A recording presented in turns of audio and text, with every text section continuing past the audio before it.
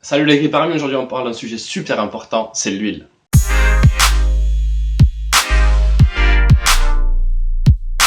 C'est une question qui a été posée sur Facebook, j'ai décidé d'y répondre et ensuite de faire une vidéo parce que c'est un sujet très commun qui revient tout le temps. Quelle huile mettre dans son moteur? Alors lorsqu'on cherche dans une huile, les additifs, la coquefaction, la température optimale, la pression optimale, les différents groupes d'huile, la synthèse, la semi-synthétique et la minérale. Nous verrons aussi que mettre dans son moteur et quelle viscosité est-ce que je préconise. Allez, c'est parti. Ok, donc avant tout, il faut quand même savoir que le truc le plus important, c'est l'intervalle de vidange. Ok, donc il faut choisir une huile qui permet de faire la vidange entre tous les 5000 à 10 000 km. Si on n'a pas le budget pour, il faut prendre une huile moins chère parce que la vidange régulière est très importante. C'est en fait la chose presque la plus importante quand on a une huile à peu près potable. Donc à quoi sert l'huile déjà? Eh bien l'huile sert à éviter ou du moins à réduire drastiquement l'usure du moteur, sert aussi à refroidir les internes et elle sert aussi à nettoyer votre moteur, à le garder propre. Qu'est-ce qu'on cherche dans une huile donc? Pour lutter contre l'usure, on va chercher une pression de cisaillement élevée. Qu'est-ce qu'une pression de cisaillement? Bien, quand vous avez en fait un film d'huile, eh bien, c'est quelle pression il va falloir appliquer pour arriver à casser ce film d'huile et toucher le métal. Alors, selon les huiles, il va falloir appuyer plus ou moins fort. Et plus on doit appuyer fort, plus l'huile est de bonne qualité. D'accord? Donc, on veut vraiment une huile où il va falloir appuyer vraiment fort, le plus fort possible, pour arriver à toucher le métal derrière, ok? Pour casser ce film et passer au travers. Parce que vraiment, il y a un film d'huile qui est comme un peu une colle, comme un peu de la glu, si vous voulez, comme un peu du slime et de la pâte, quelque part. Il va falloir passer à travers. Et c'est pas forcément tout le temps très simple. Et justement, ce qui est bien chez des bonnes huiles, c'est que c'est très dur de passer au travers. Donc l'huile dans un moteur peut se trouver sous deux formes. L'huile liquide, comme il y a par exemple entre le vilebrequin et la bielle, ou le vilebrequin et le moteur. C'est de l'huile vraiment liquide, c'est plus épais qu'un film d'huile. Et bien sûr, le deuxième truc, c'est le film d'huile. Alors, l'huile liquide, donc elle se trouve au niveau vilebrequin-bielle, elle se trouve aussi dans le carter d'huile, elle se trouve aussi au niveau des pissettes qui sont sous les pistons, donc qui envoient l'huile directement sous le piston pour le refroidir et lubrifier aussi autour les cylindres.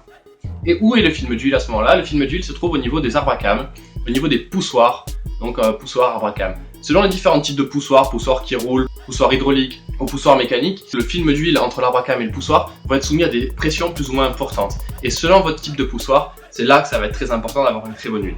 Concernant l'huile liquide, comme tout liquide, elle est incompressible et donc il n'y a absolument aucune usure à ce niveau-là parce que les deux pièces ne peuvent pas rentrer en contact, c'est incompressible, on ne peut pas arriver. Maintenant, s'il n'y a plus d'huile, s'il n'y a plus de débit pour apporter cette huile liquide en quantité suffisante, là il peut y avoir contact et là parce qu'il n'y a plus qu'un film d'huile et là ça peut être très dangereux et causer des dégâts irréparables pour votre moteur. Qu'est-ce que la température de coquefaction maintenant?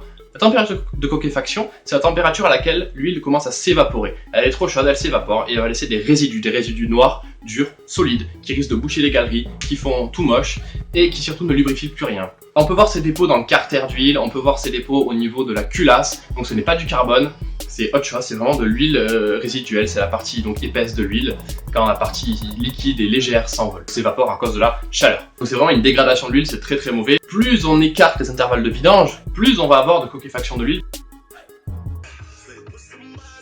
La non-vidange. Trop de vidange, les gars, faites pas trop de vidange comme ça. Plus vous faites de vidange, plus il y a de la merde dans le moteur. Le mec, il a fait 50 000 vidanges, là, il a pas attendu 20 000 bornes avant de vidanger, voilà le résultat. Lui, il n'a pas eu le temps de cramer comme il faut, voilà. Non. Du coup, il y a des dépôts. La pyrolyse, les gars, c'est comme le four, plus ça crame, mieux c'est. Ah, le carter. On dit comme ça, les gens après, ils vont croire qu'on dit vraiment de la merde, ils vont croire qu'on est teubé. C'est le cas, mais... Voilà.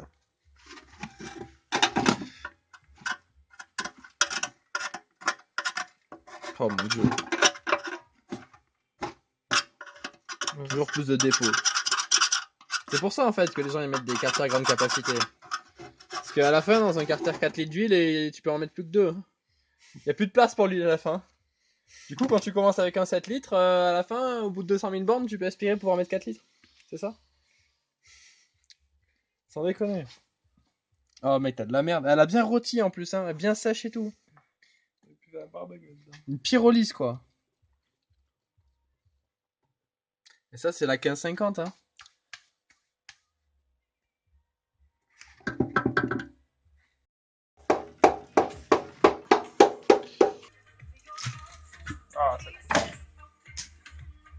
Ah et le coussinet, voilà, il est coussiné au fond du carter. Et regarde. Ça sent bon. Regarde la merde. Ça sent bon l'huile motule là, quelle merde. Attends. On dirait on a ramoné le poil là. Le poêle à pétrole avec l'estresse. Ah, choqué. Estresse chauffage. Est-ce que les squirters vont être encrassés sa race? Je suppose. Ah, il a 130 000, hein. Elle a 130 000 la voiture. De Minta, non, Clément Juju était neuve. On n'a pas ouvert le bloc encore. C'est le Clément Juju, ouais. 80 000 km. Tu l'as pas ouvert non plus. C'était, ouais, mais tu le voyais par en haut, c'était pas économique. Quand tu vois la culasse, c'était pas. Et Mintas, s'il a pas les thunes, en vrai, il devrait. Ça, c'est des fils de pute qu'on va faire leur vidange. Mintas, s'il a pas les thunes, il devrait refaire le bloc. Hein. Il arrive, mec, il arrive vendredi soir. Lundi, il repart avec. Hein. Ouais, je lui ai dit. Toi, tu dis ouais. En vrai, y a moyen. Hein.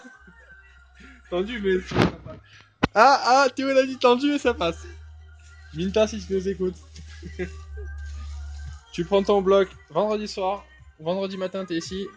Et lundi, tu repars avec. Donc c'est vraiment une dégradation de l'huile, c'est très très mauvais. Et bien sûr, plus on écarte les intervalles de vidange, 30 000, 50 000 bornes, plus on va avoir de coquéfaction de l'huile parce que l'huile aussi va se fatiguer et donc va faire des dépôts aussi, donc ça revient un peu au même. La coquéfaction est très très néfaste dans le cas d'un turbocompresseur. Si l'huile se coquéfie au niveau du turbo, au niveau des roulements, au niveau des paliers, dans ce cas ça peut bloquer l'arrivée d'huile au turbo et c'est très très néfaste. Concernant les additifs, alors aucune feuille concernant l'huile, aucune norme concernant l'huile, API, les normes ACEA, normes Dexos, toutes ces normes-là ne peuvent garantir une huile de qualité. Elles ne servent à rien en fait, à part pour les constructeurs à la limite, et peut-être un peu pour vous à respecter, qu'il n'y ait pas des huiles qui attaquent les métaux jaunes, des choses comme ça, mais elles ne garantissent pas du tout une qualité d'huile. Donc les quantités de zinc c'est pareil, le zinc n'est pas du tout corrélé avec une pression de cisaillement élevée, c'est-à-dire que des huiles à fort taux de zinc peuvent avoir des pressions de cisaillement faibles et des huiles à bas taux de zinc peuvent avoir des pressions de cisaillement très très élevées et donc des huiles de bonne qualité. Et l'inverse est aussi possible. Donc le zinc n'a rien à voir du tout.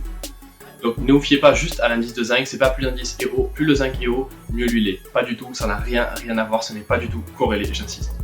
Bien sûr, tous les autres additifs qui sont dedans ne donnent rien à la qualité de l'huile, il faut simplement faire un test pour voir vraiment si la pression de cisaillement est importante. On verra comment trouver la pression de cisaillement plus tard. J'ai brièvement parlé des additifs.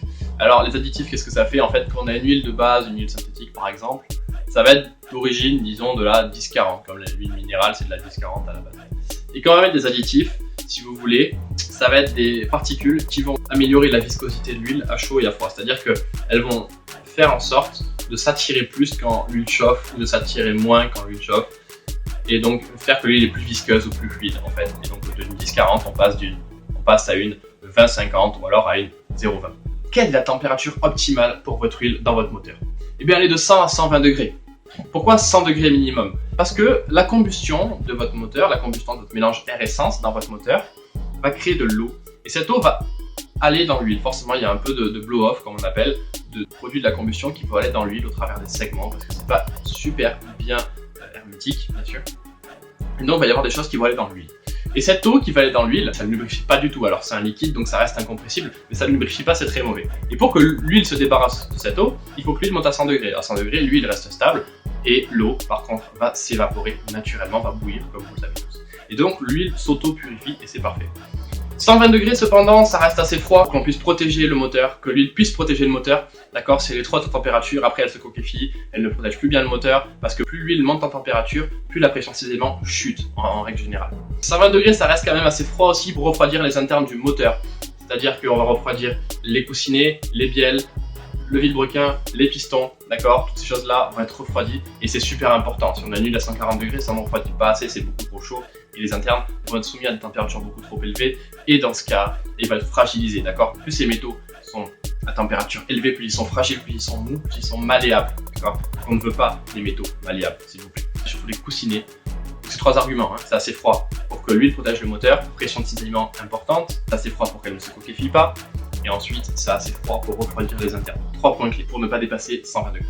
Donc j'insiste, peu importe votre viscosité, elle ne doit pas dépasser 120 degrés, même si vous mettez de la 20-50, elle ne doit pas dépasser 120 degrés pour autant, que vous soyez en 0,20 ou en 20-50, on ne doit pas dépasser 120 degrés, d'accord. Donc ça c'est les températures que je vais donner pour le manomètre, ok. Pour tous ceux qui ont un manomètre, une sonde sur leur voiture, c'est de 100 à 120 degrés. Cependant, il faut savoir que la température affichée par la sonde n'est pas la température maximale de l'huile. En effet, au niveau de la pompe, on va faire chauffer l'huile en la compressant, en la cisaillant. Cette huile liquide entre la bielle et le vilebrequin est soumise à des pressions. Et donc là aussi, ça va faire chauffer l'huile. Et l'huile va aussi prendre de la température au niveau du vilebrequin et de la bielle parce que les deux sont chauds. et donc elle va récupérer aussi de l'énergie. Bien sûr, elle les refroidit, c'est normal qu'elle chauffe. Donc la température à la sonde n'est pas la température la plus élevée, bien au contraire, car la sonde est souvent après la pompe, et donc l'huile a été refroidie, et souvent il y a un radiateur d'huile avant la sonde. Donc on ne voit pas du tout la température maximale. Donc si vous avez plus de 120 degrés à votre sonde de température d'huile, s'il vous plaît, mettez vraiment un radiateur d'huile, ne changez pas la viscosité pour autant, mettez un radiateur d'huile, et ensuite vous verrez ce qui se passe. C'est super important. Et si vous avez déjà un radiateur d'huile et que l'huile monte à plus de 120 degrés, dans ce cas, changez de radiateur, mettez-en un plus gros, mettez-en un deuxième, faites comme vous voulez, c'est pareil. Quelle est la pression optimale de votre huile? Quelle pression doit-il y avoir affichée par votre sonde? Eh bien, il faut 0,7 bar tous les 1000 tours minute si vous faites de la course automobile. D'accord? En sport auto, on veut 0,7 bar tous les 1000 tours minute. Si vous êtes légèrement en dessous et que vous faites une utilisation sur la route de tous les jours, ce n'est pas très grave. Maintenant, si vous accélérez beaucoup, que vous êtes souvent en haut régime, dans ce cas, il va falloir au moins 0,7 bar par 1000 tours minute. C'est un minimum. Enfin, un exemple, si vous êtes à 3000 tours minute, il vous faut 2 bar 1 minimum pour que votre moteur puisse faire la course. Si vous avez beaucoup plus que ça, il n'y a aucun souci, vous pouvez baisser la viscosité de l'huile, il n'y aura pas de souci, il n'y aura vraiment aucun problème. Il faut savoir aussi que l'huile en chauffant perd en viscosité, c'est pour ça que des gens mettent de l'huile plus visqueuse quand la température augmente, parce que la pression baisse et on veut retrouver une pression élevée, donc on met l'huile plus visqueuse. Cependant, l'huile visqueuse n'est pas un gage de protection du moteur, elle est simplement un gage de restriction. Plus il y a de pression, plus il y a de restriction en fait au niveau du passage de l'huile, plus le moteur a du mal à pousser l'huile dans les galeries. Plus l'huile va avoir du mal à avancer dans les galeries d'huile, et donc c'est ça qui fait la pression. C'est pas du tout un gage de protection. C'est pas la pression de contact qu'il y a entre la bielle et le vilebrequin. Pas du tout, ça n'a rien à voir. Donc mettre une huile plus visqueuse n'est pas synonyme de protection. Encore une fois, la protection, ça vient de la pression de cisaillement. C'est pour ça que je vous ai dit que c'était le plus important. Et on va voir après comment est-ce qu'on fait pour connaître la pression de cisaillement. Concernant les qualités d'huile, alors minérale, synthétique, semi-synthétique, vous avez déjà sûrement entendu parler de ces choses-là. En fait, la norme API classe les huiles en 5 groupes. Le premier et le deuxième groupe, c'est simplement les huiles minérales, qui sont en fait des huiles brutes de décoffrage, on prend l'huile et boum. On met peut-être quelques additifs et encore.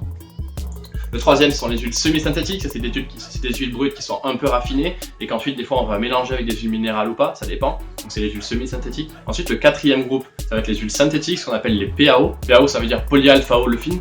Bon, on va garder PAO. Et le cinquième groupe, le meilleur, c'est tout autre que les PAO, c'est les huiles synthétiques, hautement raffinées, mais qui sont par exemple des esters, des choses comme ça. Il y a des marques qui se targuent d'avoir des esters dans leurs huiles. C'est bien, alors le cinquième groupe c'est le meilleur. En règle générale, 4, 5 c'est super, c'est vraiment les meilleurs groupes. C'est ce qu'il faut en général viser si vous avez le budget pour. Et c'est en général ce qui va donner les meilleures huiles. Maintenant, toutes les huiles de groupe 4 et 5 ne se ressemblent pas du tout. Une huile de groupe 3 peut être meilleure qu'une huile de groupe 4 et 5. Donc il faut faire au cas par cas, mais c'est mieux quand même d'avoir une huile 4 et 5 parce que leur température de coquifaction va être plus élevée et la pression cisaillement en général va être plus élevée, mais pas pour tout, attention, c'est une moyenne. Concernant donc les commentaires des autres, vous pouvez voir que tout le monde conseille en général une huile autour de 10-40 ou de 15-50, surtout si les gens font de la piste. Alors, ce qui se passe quand on fait de la piste ou quand on accélère beaucoup et qu'on reste à haut régime, c'est que l'huile va chauffer. L'huile en chauffant, on perd en pression. Et donc, bien sûr, on va vouloir compenser ce manque de pression en mettant l'huile plus visqueuse. Ok, ça se défend. Cependant, si l'huile chauffe au point d'avoir une pression qui est beaucoup trop faible, qu'est-ce que ça veut dire? Ça veut dire que votre température est souvent trop élevée et bien au-delà de 120 degrés. Donc ce que je vous conseille dans un premier temps, c'est de mettre un radiateur d'huile. Parce qu'en fait, ça ne résout pas le problème de mettre de l'huile plus visqueuse, ça ne va pas résoudre le problème de la température. S'il y a un problème de température, il faut le résoudre, d'accord? Peu importe ce que vous faites à côté, il faut déjà résoudre ce problème-là, sinon il y a un souci. Donc vous avez déjà trop de température, vous mettez de l'huile plus visqueuse, qu'est-ce qui va se passer? Vous allez avoir plus de pression, super, mais vous allez quand même avoir un problème de température. Autre chose, c'est que l'huile plus visqueuse, en fait, augmente encore plus la température de fonctionnement. Alors, je vous donne une expérience qui a été faite sur une voiture de 830 chevaux. Alors, on a pris la voiture, on lui a fait le plein de 15-50, on allait sur circuit faire un tour. Qu'est-ce qui s'est passé? On est revenu, on a vu qu'il y avait 5,5 bars de pression dans le circuit d'huile, à un régime moteur particulier, et que l'huile était à 129 degrés Celsius. Ensuite, on a fait la vidange, on a mis de la 5,20. On a fait exactement le même tour, et quand on est revenu, qu'est-ce qui s'est passé? On a vu que l'huile était à 4,5 bars. Alors, on a perdu 1 bar. Certes, au même régime moteur, attention. On a perdu 1 bar, mais c'est pas très grave, on est quand même dans les normes, et tout va bien. Maintenant, au niveau de la température, c'est là la chose la plus importante, c'est qu'on est tombé à 116 degrés Celsius. Donc on a quand même perdu 15 degrés Celsius en passant de la 15,50 à la 5,20. On a vraiment perdu 15 degrés Celsius, c'est énorme, surtout quand on est autour de 130 degrés Celsius. Donc attention, quand vous mettez une huile plus visqueuse, vous allez encore augmenter votre température, et si c'est déjà le problème, eh bien vous ne faites qu'empirer les choses, vos coussinets vont s'abîmer plus vite, ils vont être plus fragiles, plus malléables, et sur les voitures qui ont des problèmes sur les coussinets, c'est vraiment pas bon.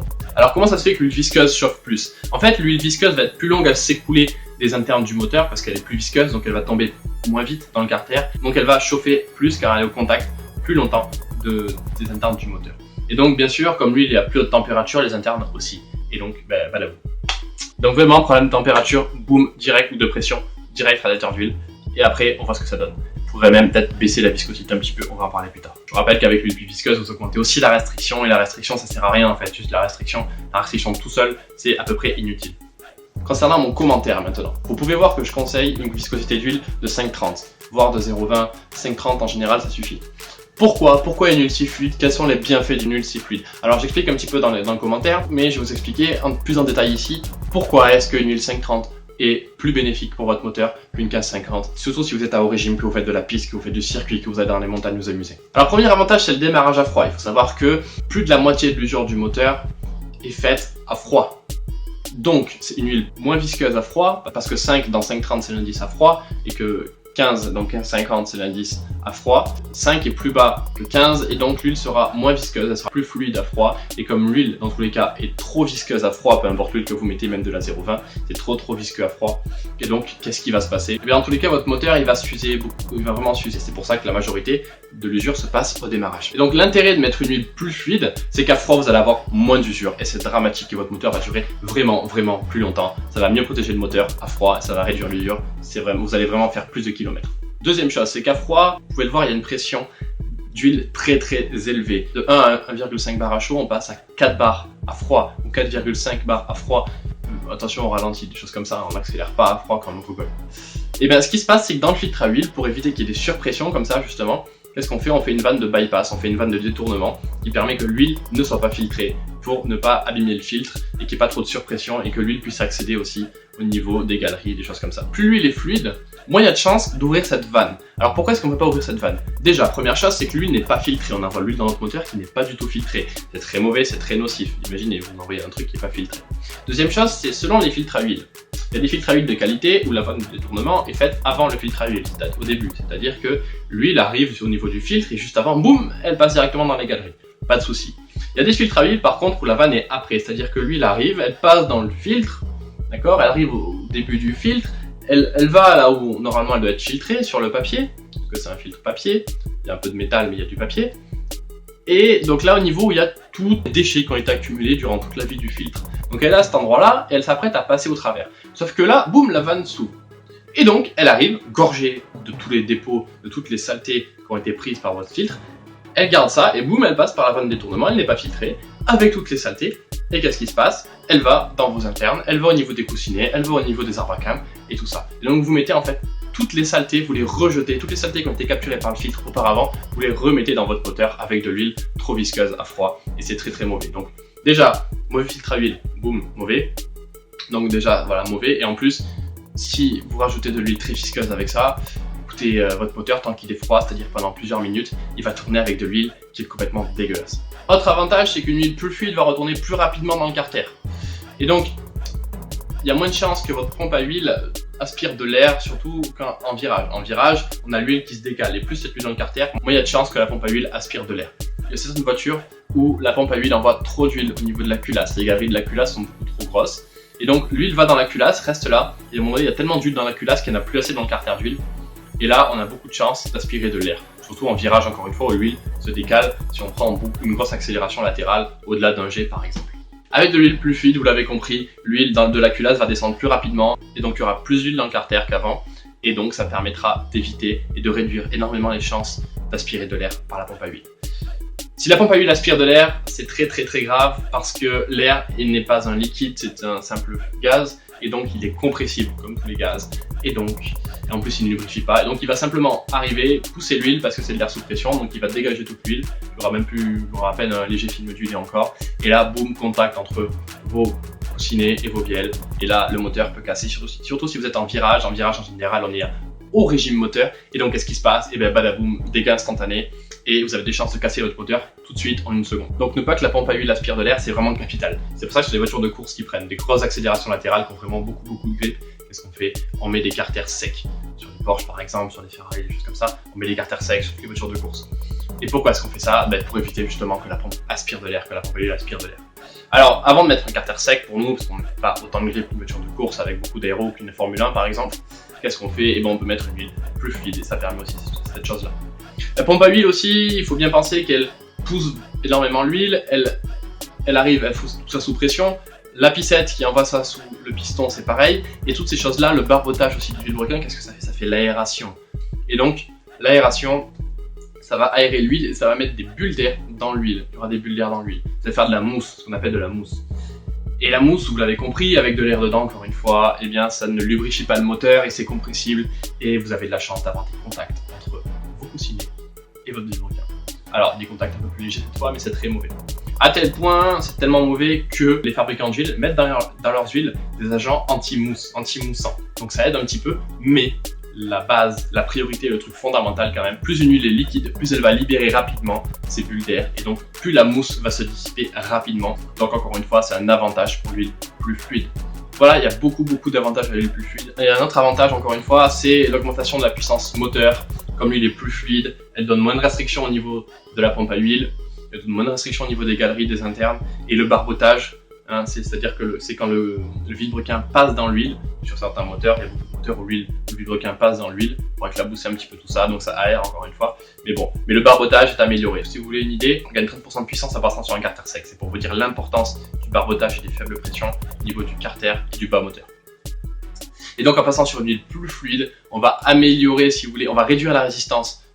Donc on va pas aller aussi fort qu'un carter sec, on va pas augmenter de 30% la puissance, d'accord? On a plus une augmentation de l'ordre de 3% pour une huile plus fluide. Et voilà, on va améliorer tout ça, on va réduire les résistances et donc on va avoir plus de puissance, autour de 3% en règle générale. Sur l'atmo, c'est très important. Sur un moteur turbo, on voit un peu moins cette différence, même si c'est quand même utile. Mais sur l'atmo, c'est ultra important. 3% sur l'atmosphérique, c'est très dur à gagner en général, c'est très cher. Là, c'est juste en mettant une huile qui est super bonne pour votre moteur. Franchement, c'est à prendre. Dernier avantage, on s'en fout un peu, je pense, mais ça vous fait un peu moins consommer. Parce qu'en fait, pourquoi ça augmente la puissance? Parce que ça améliore le rendement. Si ça améliore le rendement, vous consommez moins tout simplement. Donc avec tout ça, vous voyez bien qu'il y a beaucoup d'avantages sur l'huile fluide. Un dernier truc, c'est que l'huile visqueuse, beaucoup de gens croient que plus le film d'huile est épais, plus l'huile est visqueuse, plus la pression de cisaillement va être élevée. C'est vraiment faux, on va le voir dans la suite, ça n'a rien à voir du tout. J'imagine que vous connaissez les BMW M3. Ce qui se passe avec ces modèles, vous avez sûrement entendu parler, c'est qu'il y a des problèmes de coussinets sur ces voitures.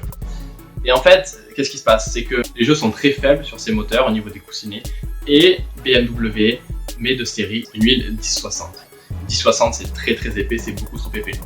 Alors si l'huile est à 150 degrés, c'est bon, elle est assez fluide. Mais au démarrage, et les gens ne poussent pas forcément le moteur jusqu'à 160 degrés, ils ne vont pas sur circuit forcément tout le temps avec, et donc ça casse.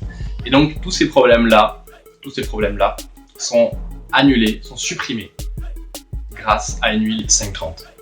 Et vous l'avez compris aussi, vous allez me dire ouais mais la température, si l'huile monte à 160 degrés, si l'huile monte à 160 degrés, c'est mauvais. On a dit il ne faut pas dépasser 120, donc radiateur d'huile dans tous les cas. Si vous faites du circuit en général, vous aurez souvent besoin d'un radiateur d'huile.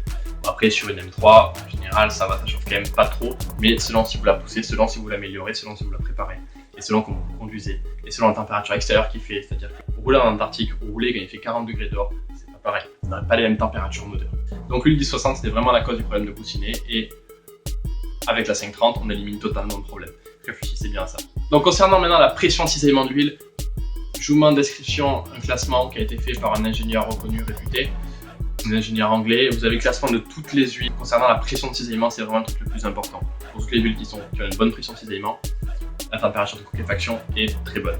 Donc vous prenez la meilleure huile, bien sûr prenez une huile en 5,30 ou en 0,20, ne prenez pas une huile en 10,40 ou en 15,50 ou en 10,50, tout ce que vous voulez. Prenez un indice en W30 maximum, ou alors W20, comme vous voulez. Donc plus il est haute, plus vous allez voir la pression de cisaillement qui est importante. Les PSI, c'est une unité comme le bar par exemple, il y a une légère conversion à faire, mais c'est pas très grave.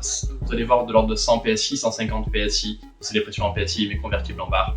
Et donc c'est une pression, c'est plusieurs bars pour arriver à casser ce film d'huile. Plus la pression est haute, mieux c'est. Donc les premières huiles sont les meilleures.